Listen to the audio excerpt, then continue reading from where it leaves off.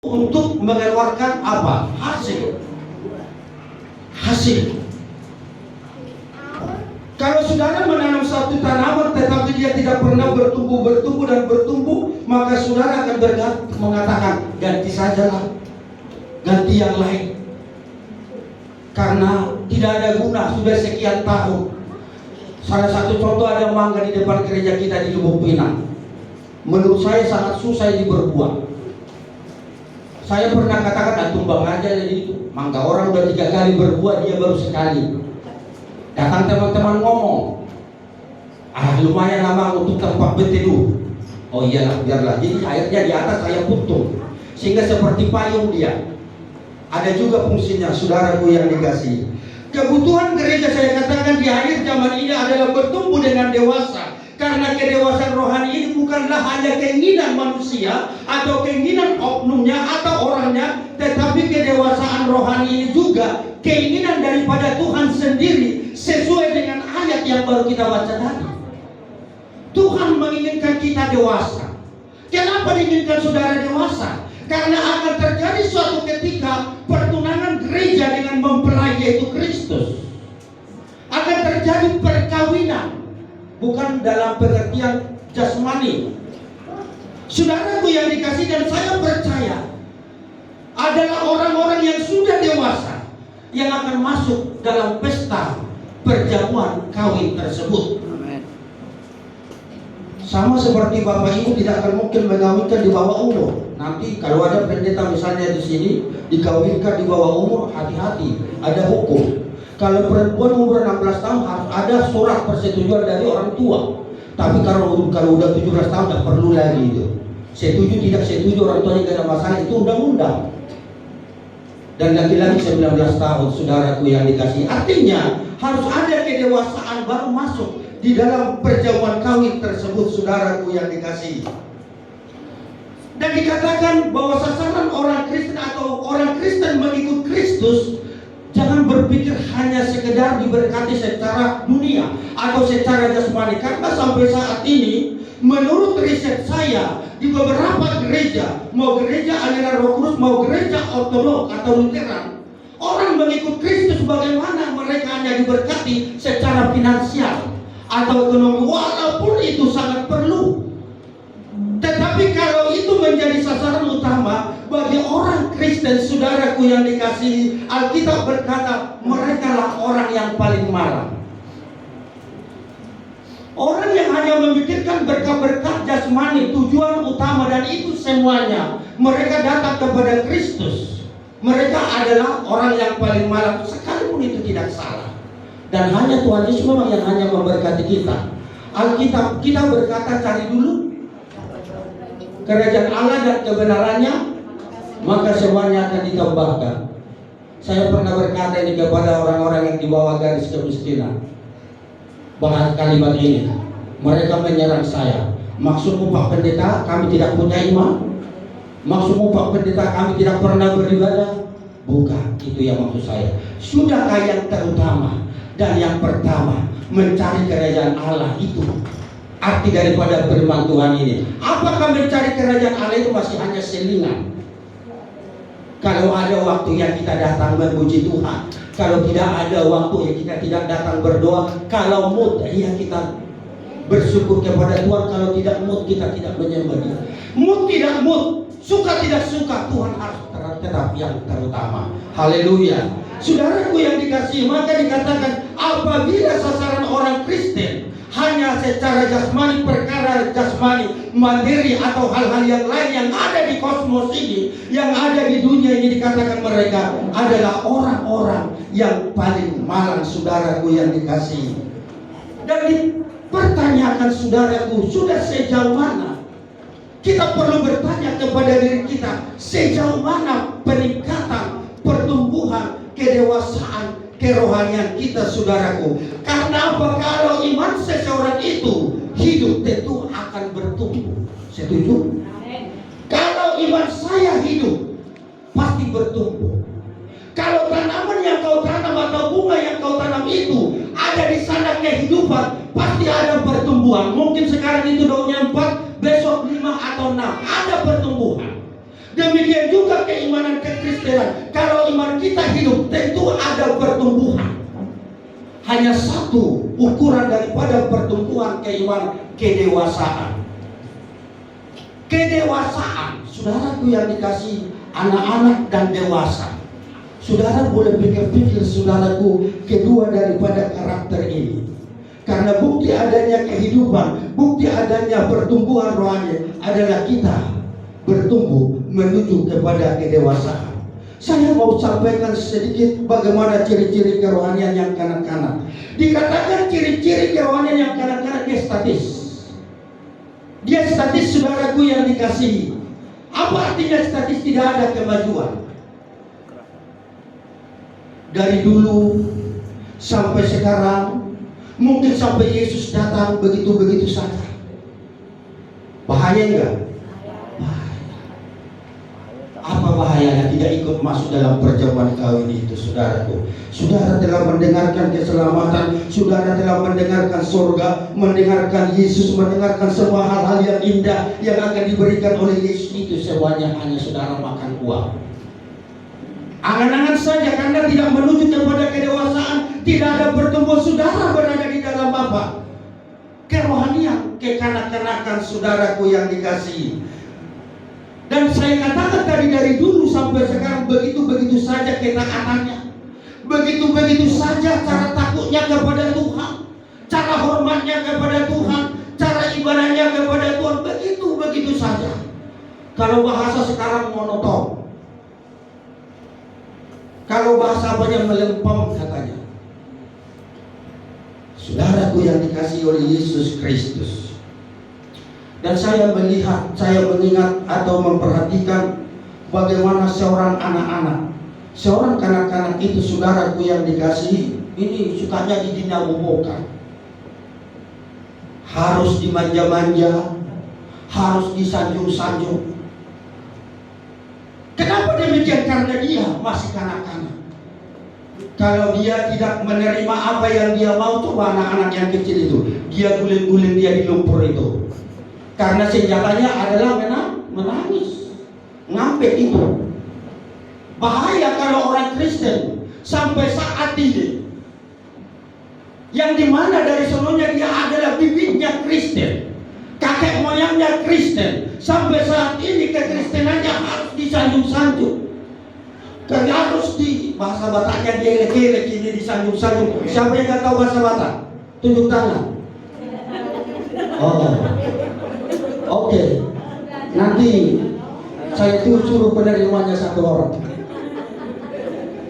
Bagaimana lah saudaraku, harus disanjung-sanjung dulu.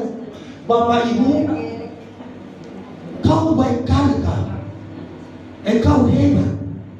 Kalau nggak disanjung dia tidak nongol di gereja. Seberapa lama tahannya hamba-hamba Tuhan ini sanjung-sanjung saudara? Pasti ada bosannya.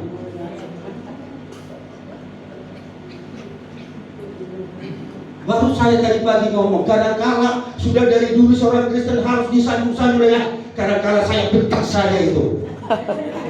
Saya bilang itu tadi sama mereka.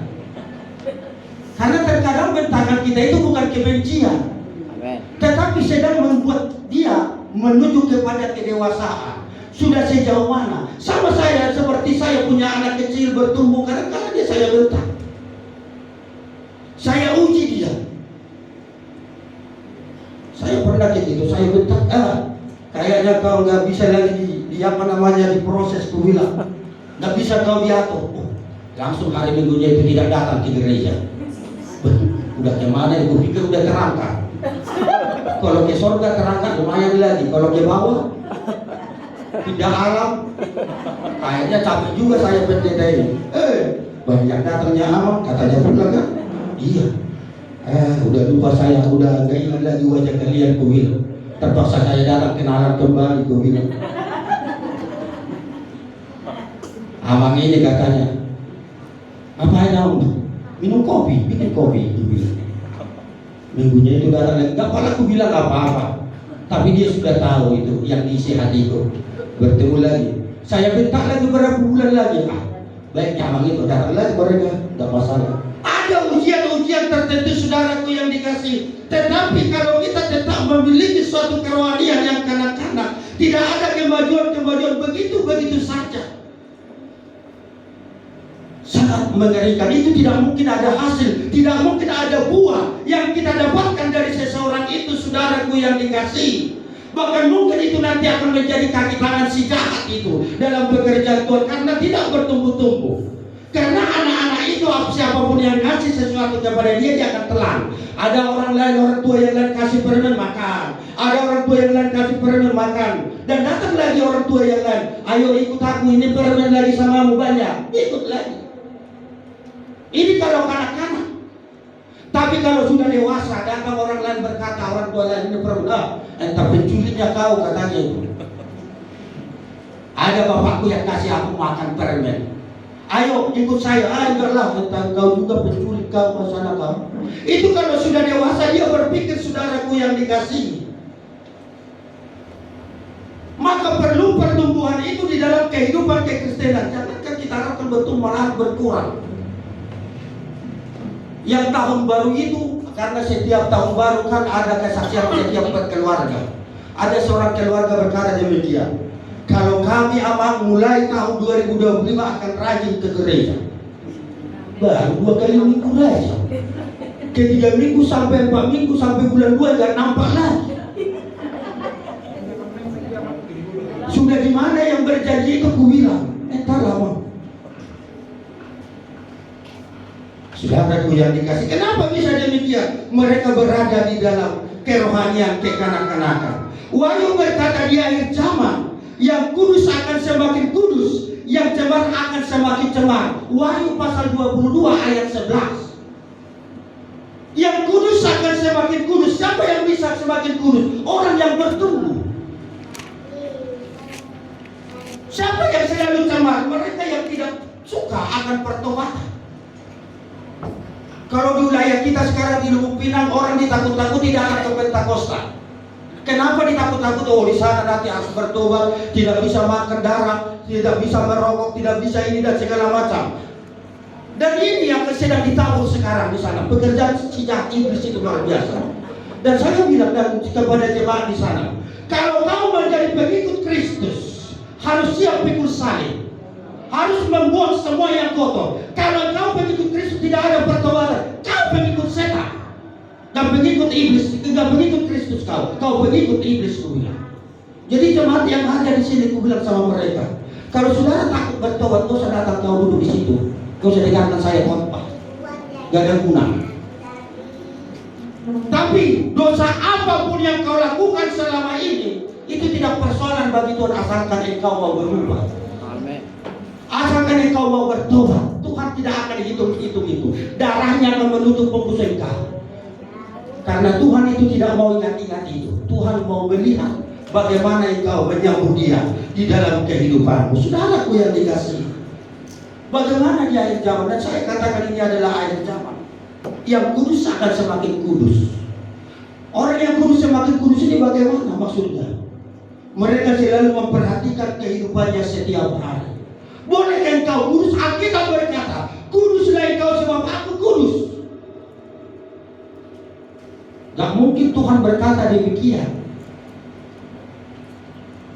Dan saya tidak tahu memang persisnya bagaimana pandangan Tuhan tentang kekudusan, arti kekudusan yang dia katakan. Yang jelas kalau dia katakan berarti bisa manusia lakukan. Kalau bahasa Batakna, dan patuh kalau Tuhanmu dan sobo itu hukummu, tidak mungkin ditaruh beban kepada anak-anaknya kalau tidak bisa dipikul. Saudaraku yang dikasihi, dan dipertanyakan, apakah doa kita semakin mundur di akhir zaman ini? Apakah kita semakin mundur? Apakah pengorbanan kita semakin mundur? Perlu saudara duduk kadang-kala di rumah saudara dengan tenang. Maka kita berkata, usahakanlah engkau tenang supaya engkau dapat berdoa. Unak sudah pikir portibio. Jangan semua pikirkan dunia ini. Kadang-kala izinkan dunia ini memikirkanmu sekali-sekali. Pernah saya memikirkan dunia ini udah putih semuanya. Hanya karena saya cat-cat lagi. Udah sama dengan bapak kita itu. Kalau ini semua kepalaku ini. Datang ibu pendeta di rumah, kita caklah kepala itu, jangan usah lah. Terlampau cepat kau putih kepalamu, katanya pulang. Kalau saya sudah tua, kau udah baru menggandengku, ku bilang. Bukan begitu ceritanya, katanya. Bahaya juga mama ini kan. Besok nggak bebel bangga tinggi banget nomor repot. Ada yang seperti itu di sini, malu. Ibu itu menggandeng suaminya karena suaminya udah mulai seok-seok. Bahaya. Tidak ada. Karena saya kan melayani orang Mentawi banyak di sana. Kadang-kadang saya sekarang saya putuskanlah, saya ngeri saya lihat. Karena kadang-kadang katanya pulang suaminya ke Mentawai, di perusahaan tinggal istrinya bisa menjadi berganti pasangan di jalan. Kadang-kadang orang itu Kristen itu. Ini mah itu sih halaki mah ya dulu kita mikiri. Kita harus surah. Yang kedua, saudaraku yang dikasih, ciri-ciri kekanak-kanakan itu emosional. Emosinya yang mendominasi, saudaraku yang dikasih. Apa artinya berubah-ubah? Tidak stabil dia, saudaraku yang dikasih. Sebentar marah-marah, sebentar dia tenang, saudaraku. Sebentar berpengharapan, sebentar gelisah atau putus asa. Sebentar dekat dengan Tuhan, sebentar jauh. Percislah imannya seperti kapal selam. Karena di gereja kita ada seperti itu. Kalau sudah mau Natal dia muncul. Habis Natal tenggelam.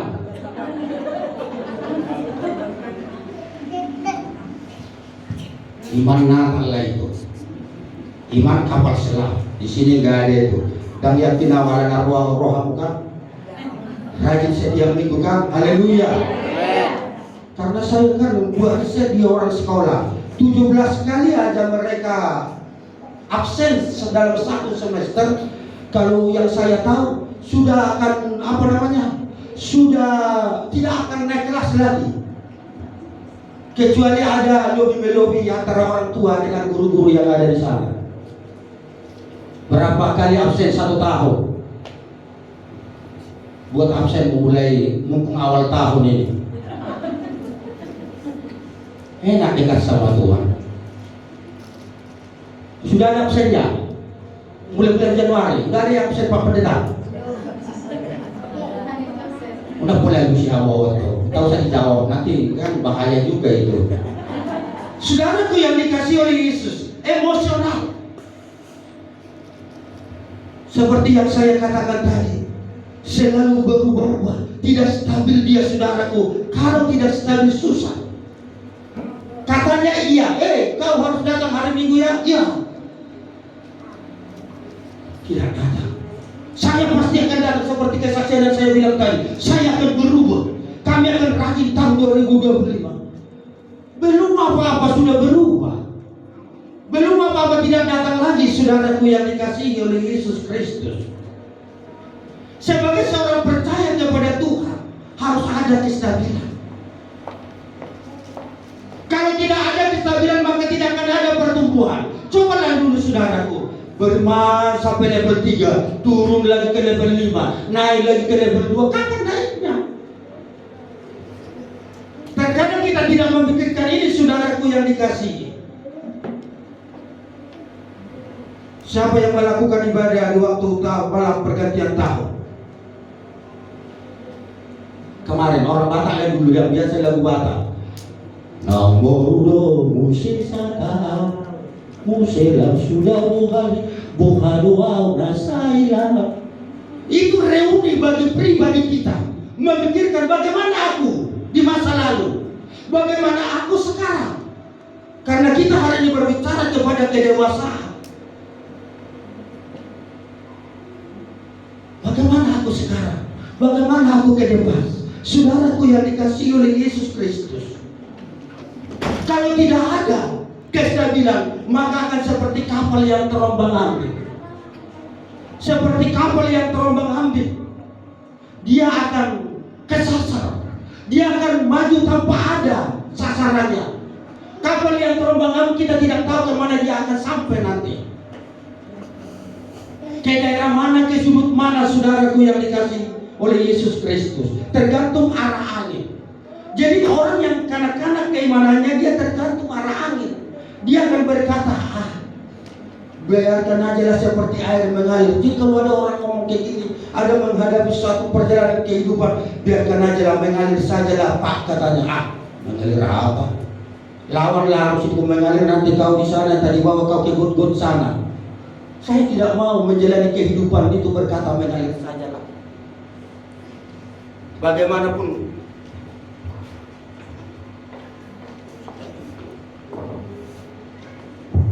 Bagaimanapun keadaannya, mengalir aja lah, katanya saya tidak bisa. Kalau kita masuk dalam zona itu, dalam pengertian itu saudaraku yang dikasih, maka akan berbahaya dalam keimanan kita. Maka dikatakan kepada kita sesuai dengan kebenaran firman Tuhan, kita harus belajar firman Tuhan itu. Kita harus mengerti saudaraku yang dikasih. Kalau saudara boleh lihat di dalam YouTube itu perdebatan mengeluarkan semua argumen-argumen menurut mereka masing-masing. Boleh kita gila mendengarkan itu. Ada yang mengajak saya masuk di dalam perdebatan itu. Saya tidak mau bilang.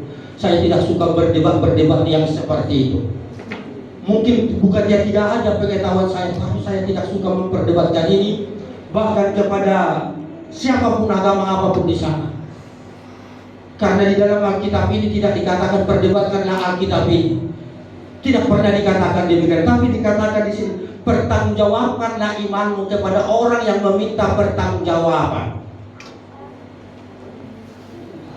Saudaraku yang dikasihi oleh Yesus, yang ketiga, bagaimana ciri-ciri kerohanian kekanak-kanakan itu adalah tidak bertanggung jawab seperti anak kecil. Kasihlah dulu HP-mu atau remote kepada anak kecil. Dia tidak tahu itu yang berharga, mau dicampakkan itu ke air, dipijak-pijak itu. Kenapa? Karena dia anak kecil, dia tidak bertanggung jawab. Demikian juga anak-anak kerohaniannya tidak ada tanggung jawab, saudaraku yang dikasih. Dan saya tadi percaya semua tugas-tugas yang telah disampaikan adalah orang-orang yang sudah bertanggung jawab, orang yang dewasa. Tapi jangan asal dikerjakan.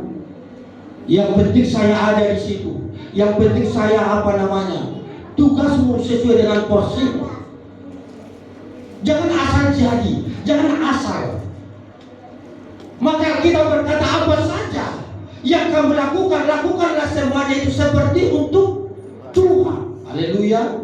Ini beribadahmu, memberimu, bernyanyimu, berdoamu. Jangan kau datang ke sini supaya dilihat tetangga. Bahaya itu.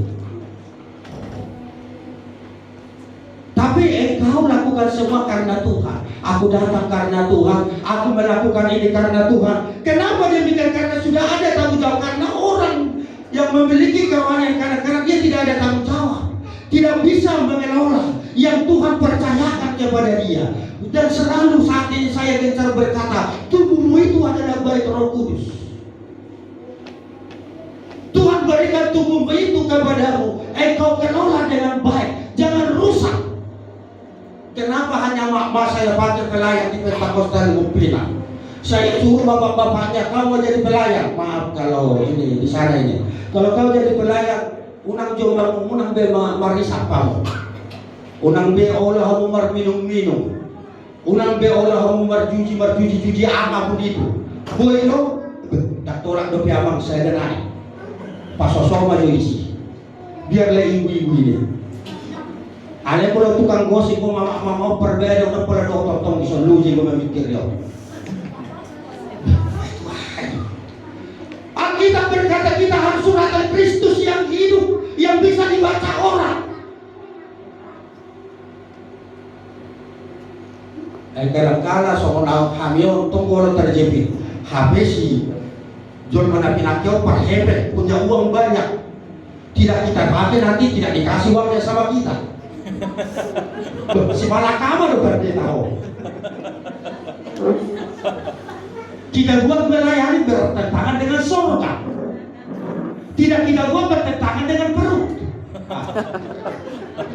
Akhirnya bergumul kepada Tuhan. Bagaimana ini Tuhan? Buatlah jalanmu.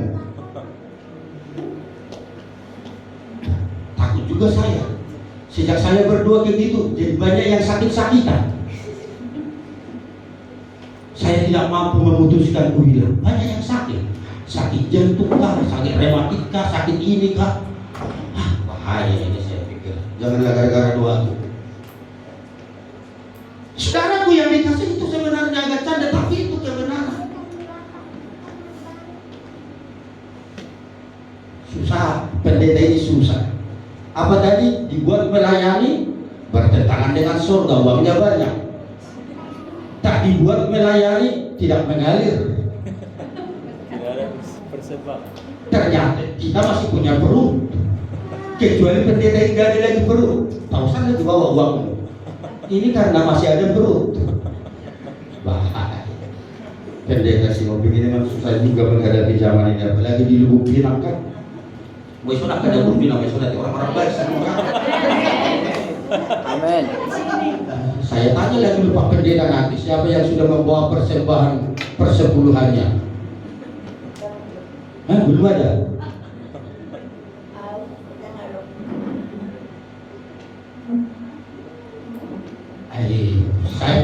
Saya pikir sangat tambah gantengnya Pak Pendeta kita ini. Belum kutanya tadi, nampaknya tebal kantong itu ada Pak Pendeta, aku bilang. Karena apa saudaraku yang dikasih, Tuhan akan memberkati umatnya, umatnya akan memberkati pendetanya. Hukum Alkitabnya itu, bukan hukum alam. Haleluya. Dan kau berpikir begini, kan pendeta itu kan banyaknya sawitnya, banyak uangnya. Itu bukan darimu. Persembahanmu, haleluya. Persembahanmu, rasa syukurmu.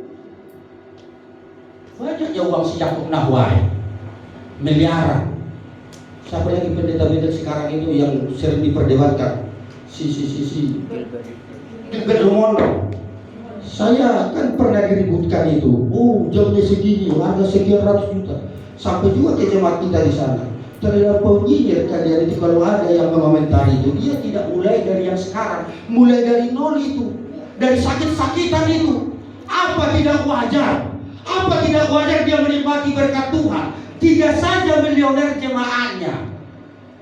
3 saja, tahun 5 di seluruh Indonesia. Gak sulit dia mendapatkan berkat 1 miliar, 2 miliar, 5 miliar 1 bulan. Karena saya pernah ikuti Natal di Senayan itu dulunya. Satu orang aja Cina itu, berapa banyak kue yang akan diberikan untuk Natal kita Pak Pendeta? Berapa banyak kue? Ribuan orang datang, ditanggung oleh 1 orang. Coba lihat. Kalau orang Batak enggak. Batak itu memang cepat bertobat, tapi kantongnya sulit. Saya udah pengalaman ya. Di sini enggak kayak gitu, di sana ya itu. Nah, kalau di Lubuk Pinang seperti itu, bertobat cepat itu, nas-nasnya ya. Tapi kantongnya sulit. Kalau di sini orang-orang apa?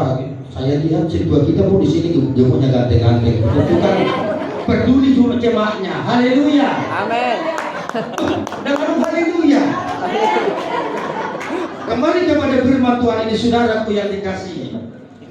Kalau kita percaya kepada Tuhan itu, kalau kita percaya kepada Tuhan yang luar biasa, Dia akan mengubahkan setiap kehidupan kita menuju kepada kedewasaan rohani, karena dikatakan, aku berdiri di muka pintu dan mengetok, barang siapa membukakan pintu, aku akan masuk. Tuhan tidak mau merampok hatimu. Tuhan tidak mau memaksa engkau dewasa. Tuhan tidak mau memaksa engkau berbuat. Tetapi Dia akan masuk jika engkau buka hatimu. Dia akan bekerja di dalam kehidupanmu, mengajar engkau melakukan sesuatu. Maka dikatakan apabila Roh Kudus itu turun atas engkau, Dia akan menuntun engkau kepada kebenaran. Haleluya. Jadi unak turun di berbeda oleh tiap tahun. Jangan hanya turun Roh Kudus hanya melayang-layang di sini seperti penciptaan. wadahnya. Buka hatimu. Wadah yang bagaimana? Wadah yang hanya Dia berdiam di sana. Allah itu adalah Allah yang cemburu. Tidak bisa Dia dicampur aduk. Jangan seperti kata jemaat saya dulu, ada seorang bapak-bapak, kalau saya lebih jago dari Bapak Pendeta. Kenapa kau bilang demikian, kau lebih jago? Saya percaya kepada Tuhan Yesus, tapi saya percaya kepada kekuatan dunia ini. Dua kekuatan dari tubuh saya, katanya. Luar biasa juga kawan ini, pikir bukan. Gak ada kekuatan Tuhan samamu, saya jamin itu. Kalau masih ada kekuatan dunia, saya jamin itu, aku bilang. Iya nyaman, tapi rajinnya saya ke gereja. Tapi rajin juga kau kemana? Mencari kekuatan dunia. Tapi banyak orang Kristen ini dibalut kekristenan, tetapi seperti orang Batak bilang, atau Alkitab bilang, orang Yahudi bilang seperti kuburan. Sebentar lagi mau hari Hamamate, hari hari Jumat Agung. Kalau di kampung kami di Toba, semua kuburan itu sebelum itu udah bersih semua. Ada kapur putih di sana di kampung kami itu semua bersih itu, dibangun dengan kapur putih. Saya bayangkan dengan Alkitab, kayak orang Yahudi aja orang Batak ini pikir. Dia putih dan bersih di luarnya, tapi di dalamnya apa? Bahaya. Bukan hanya itu, kuburan itu mengerikan. Maka orang lewat kuburan itu apa? Takut. Padahal hanya tulang belulang di sana. Kuburan di situ, kau usah lewat. Demikian juga orang yang ditutup dengan kekristenan, saudaraku yang dikasihi, maka dia akan menakutkan. Dan yang keempat, ciri kekanak-kanakan itu egois dan egosentris, memikirkan diri sendiri dan hanya berpusat kepada diri sendiri. Ini kekanak-kanakan, dan selalu berpikir begini, kalau tidak akunya bendahara, kalau tidak akunya sekretaris, kalau tidak akunya di depan, enggak jadi itu. Saudaraku yang dikasih, dia egois, tidak peduli kepada orang lain, tidak peduli urusan orang lain, bahkan urusan Tuhan pun dia tidak peduli. Yang penting urusannya beres, yang penting cair, yang penting urusannya beres, yang penting beruntung, yang penting dapat. Saudaraku yang dikasih, di dalam kekristenan itu, egois itu tidak bisa. Karena egois itu selalu berkata, aku bilang, kataku, kata saya, tidak pernah bagaimana kita buat. Itu tidak akan pernah kalau orang yang masih kanak-kanak. Kenapa kau nangis nak? Tidak aku yang buat lilin tadi, menyalahkan lilin. Wajar dia nangis karena masih kanak-kanak. Udah dipilihan saya, tapi saya diganti. Nangis dia wajar. Kalau masih ada yang sudah mama-mama, bapak-bapak model itu, langsung pulang dan guling-guling di luar sana, kan bahaya. Saudaraku yang dikasihi oleh Yesus Kristus, maka dikatakan egois itu adalah sebuah isme yang merasuk jiwa manusia. Ada isme-isme di dalam kehidupannya yang tidak memikirkan orang lain. Karena isme itu disebut deduktif atau merusak. Egois itu deduktif, merusak, karena dia hanya berpusat kepada diri. Saya pernah katakan begini, kamu bersyukur ada kawanmu di sekitarmu, bahkan kawanmu berbeda petahui. Kenapa demikian namaku? Coba aja kau hidup di dunia ini, makan nyamuk aja kau kurang, aku bilang. Dimakan nyamuk aja kau kurang makanan nyamuk. Jadi kompetisi untuk mencari ekonomi yang hebat saya lihat di daerah-daerah kita di sana.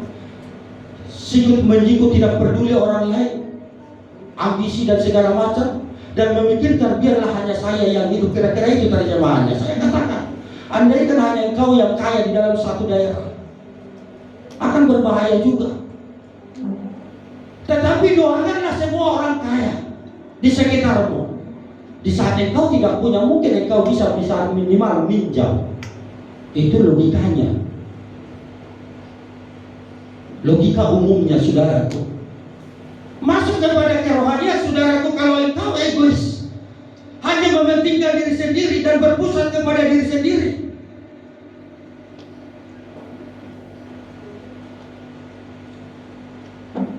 akan merusak suatu tatanan atau satu kelompok atau satu kumpulan. Saya mendengar satu cerita di dalam satu organisasi yang ketepatan itu semarga saya. Kakaknya dia punya anak.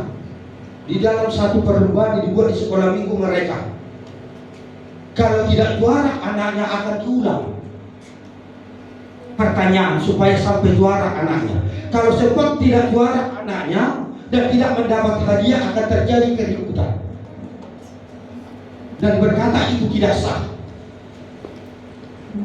Bagaimanapun dilakukan, merusak pun dilakukan, yang penting anaknya jadi juara di dalam pertandingan atau tanya jawab yang dibuat di anak sekolah minggu itu.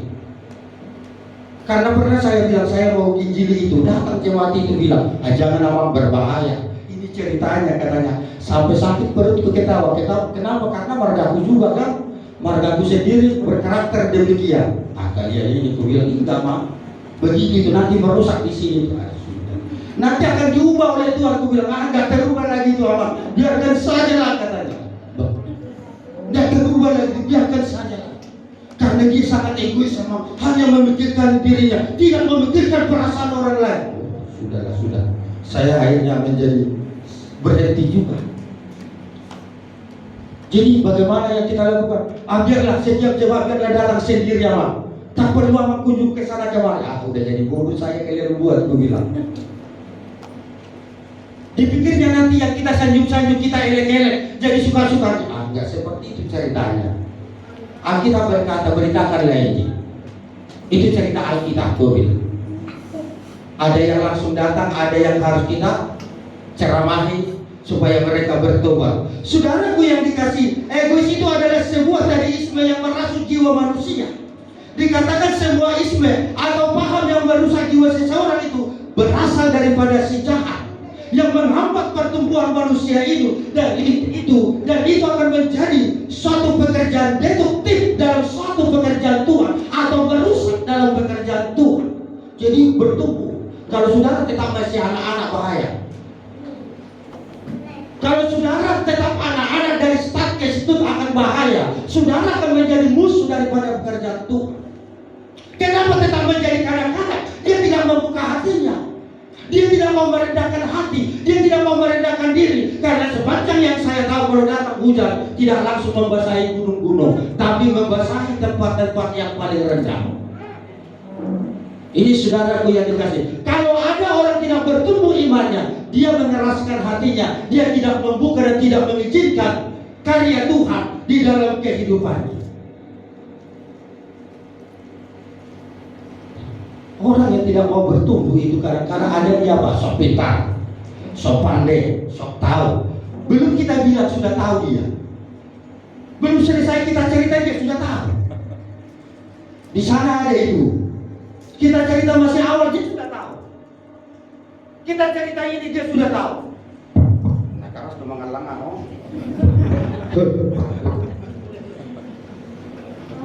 akhirnya tidak kok masih guru tahu.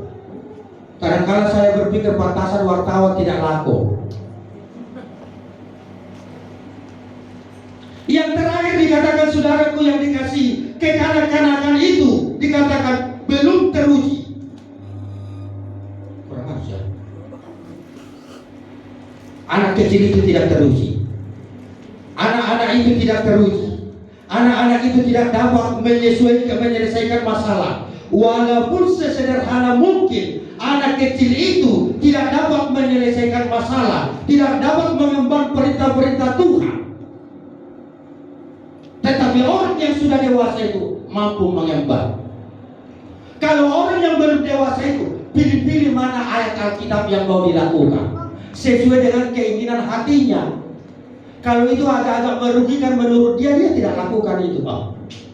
Ini nggak cocok ini. Bukan lagi, oh ini cocok ini. Tuhan adalah gembalaku. Oh, cocok ini ayat ini. Oh, ini ayat memberkati ini. Bukan lagi, oh ini pertobatan. Enggak cocok ini. Bukan. Saudaraku yang dikasihi oleh Yesus Kristus, engkau boleh perhatikan udah sejauh mana pertumbuhan keimananmu, pertumbuhan kerohanianmu. Saudaraku yang dikasihi, apakah engkau sudah teruji? Kita berhadapan dengan musuh yang sangat luar biasa di zaman ini. Kita menghadapi musuh yang profesional. Jika saudara tidak memiliki keimanan yang bertumbuh kepada kedewasaan, kami takut, saya takut, gembalamu takut, engkau akan diseret oleh setan. 1 Petrus 5 ayat berapa itu? Ayat 8 dan 9 atau ayat 7. Iblis berkeliling ke seluruh dunia, mengaum-ngaum seperti singa kelaparan, mencari orang yang mau dimangsanya. Yang akan dapat siapakah? Mereka yang tidak dewasa. Kalau yang dewasa itu terisi patok deh, langsung ditendang itu, ditengking bahasa sekarang. Hai kau iblis, kau inyak.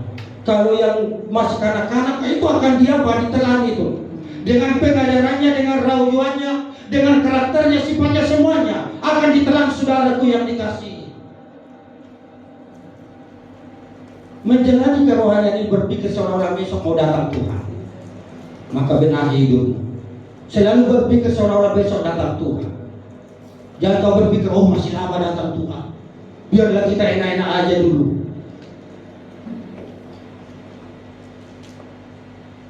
Sebagai seorang yang bertumbuh di dalam kedewasaan itu, saudaraku yang dikasihi, mengerti apa yang mau dia perbuat, apa yang mau dia lakukan. Dan orang yang bertumbuh dalam kedewasaan rohani itu menghasilkan buah.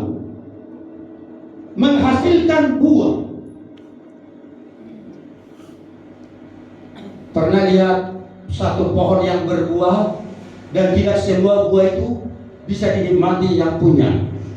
Ada kecil sudah jatuh, ada udah besar jatuh, ada hampir masak jatuh. Bahasa Batak lagu Pentakosta berkata, "Gudamundo mardedekan songo bintang." Mardedeka songo bintang. Artinya di sini, bahkan orang-orang Kristen itu akan banyak berjatuhan ke dalam dosa. Siapakah mereka yang tidak bertumbuh dalam kedewasaan? Saudaraku yang dikasihi oleh Yesus Kristus, apa yang membuat engkau tidak bertumbuh? Dosa, keinginan-keinginan daging muka, hawa nafsu muka, hobi-hobi muka, membuat engkau tidak bertumbuh. Kedegilan hati muka, kekerasan hati muka. Hari ini engkau mau lepaskan itu semua dari kehidupan. Katakan kepada Tuhan, aku mau bertumbuh. Hasilkan buah sesuai dengan pertobatan. Itu firman Allah. Lakukan buah-buah. Dan biarlah Alkitab berkata, kebaikan hatimu diketahui oleh semua orang. Itu orang yang bertumbuh. Ibu atau memulaunya dengan tahu berbuat baik. Jangan jemu berbuat baik. Jangan jemu berbuat baik. Jangan engkau lakukan yang baik hanya kepada yang kau sukai. Orang lain pun bisa lakukan itu yang tidak mengenal Kristus. Bahkan engkau doakan.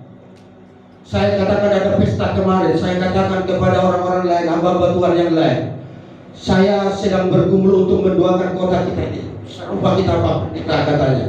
Yang lain dia, untuk apa kau doakan itu Pak Pendeta? Supaya terjadi keselamatan jiwa, supaya terjadi kemenangan di kota ini, supaya terjadi perubahan. Jujur saja, saya hampir dibenci banyak orang kembali di Lubuk Pinang karena saya tekor di pesta banyak orang. Kenapa? Karena begini ceritanya, ini perlu ini. Dan mungkin di gereja kita pun akan dibenci saya, dan mulai dibenci sedikit karena begini ceritanya. Dibandingkan tentang sosial penarik dan Lubuk Pinang, katanya sosial penarik masih lebih hebat daripada Lubuk Pinang. Saya katakan betul. Apa yang membuat itu? Kata mereka, kalau analisa saya, di Lubuk Penarik itu banyak mereka pebisnis, pegawai, peladang, petani. Di Lubuk Pinang adalah banyak rentenir. Memang saya ngomongin terlampau maju, saya katakan sebenarnya. Tetapi saya harus katakan, saya bilang kepada mereka, bukan gitu Pak Pendeta, iya. Karena hitung-hitung kalian itu sangat berbahaya. Dan itu yang membuat sosial kita kurang di kota kita ini. Karena semuanya perhitungan. Dan harus memberi, harus tahu orang. Kenapa kau bilang demikian? Lihatlah pesta Batak. Kalau dari udah menari begini, mau keluar semua yang paling besar pun keluar itu. Coba untuk persembahannya di gereja, cari yang paling kecil. Partai, aku bilang. Dia mereka dan wajahnya berubah. Saudaraku yang dikasihi oleh Yesus Kristus, berkat itu datang dari jalan yang benar. Dan kita tidak mau menghalalkan sebuah cara. Bagaimana kita diberkati oleh Tuhan. Yang penting cari dulu kerajaan Allah dan kebenaran, maka semua akan ditambahkan. Dan jadilah orang-orang yang bertumbuh dalam kedewasaan. Buanglah yang tidak penting itu dari hidupmu. Maka ketua kita berkata, kadang-kala ada pekerjaan itu mungkin tidak mengandung dosa, tapi tidak etis untuk dilakukan. Engkau jangan lakukan. Tidak etis untuk dilakukan. Mungkin itu tidak dosa, tapi tidak etis untuk dilakukan. Jangan engkau lakukan. Kenapa saya katakan demikian? Orang yang dewasa dalam kerohanian itu berpikir jernih dan menjelaskan dengan Alkitab itu apa yang harus kulakukan, apa yang harus kuperbuat. Saudaraku yang dikasihi, tidak berpikir yang penting untuk Tuhan ada di mana-mana melihat kita semuanya. Tetaplah berserah kepada Tuhan. Dan engkau bukalah hatimu, saudaraku, buanglah dosa. Kalau Ibrani berkata yang menghambat pertumbuhan kerohanian itu adalah dosa yang membebani. Saya tidak tahu apa dosamu, apa yang membelenggu engkau, apa yang mengikat engkau, tapi izinkanlah, bukalah hatimu. Tuhan mau melepaskan engkau dari semua belenggu-belenggu dosa, dan izinkanlah Tuhan berkarya. Bertumbuhlah di dalam kedewasaan iman. Haleluya. Abah silakan berdiri semuanya.